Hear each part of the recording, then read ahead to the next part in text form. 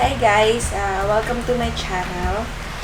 This will be my first vlog and I will be doing a product review of Human Nature baby wash. But before that, let me introduce first myself.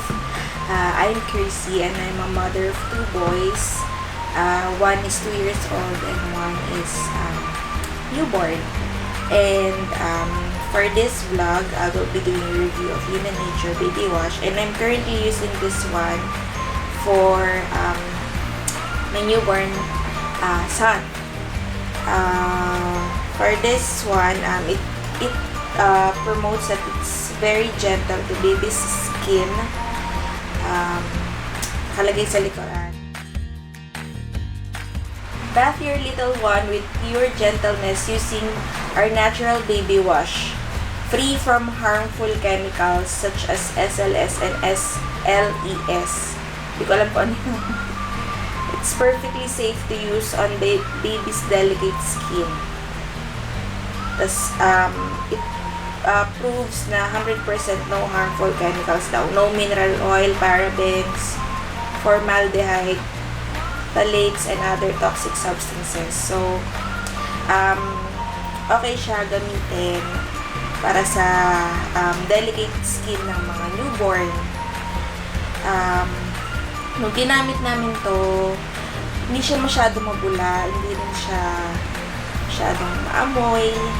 So, it only proves na wala siyang halong mga harmful chemicals. Kasi, the more na mas mabula, the more na maraming amoy or masyadong mabango, it means na maraming nilagay ito ng mga chemicals na hindi naman beneficial para sa mga skin ng baby. Yon, tapos ingredients nga masyadong madami. Yan, tapos ano din siya, it comes in a pump bottle. So, tipid din siya gamitin. Kasi one pump, pwede na siyang gamitin sa buong skin ni baby or sa buong katawan ni baby. Tapos, pwede rin siyang as shampoo. Yun, mabibili itong Human Nature.